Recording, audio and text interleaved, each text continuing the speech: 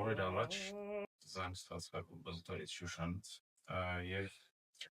առաջարկ ստացա մասնակցել այս վերջնալի պրոյեկտին, կատարել իր կողմից գրած մոնո օպերա, որը կոչվում է «Երկխոսություն»։ Մեծ ոգևորությամբ ընդունեցի առաջարկը։ Նյութին ծանոթանալու հետ ոգևորությունը իհարկե բազմապատկվեց, որովհետև ստացված եւ հաջողված ստեղծագործություններ հենց առաջին օրվանից շատ հավանել եմ ստեղծագործությունը եւ հասկացա, որ շանսերը շատ մեծ են, որ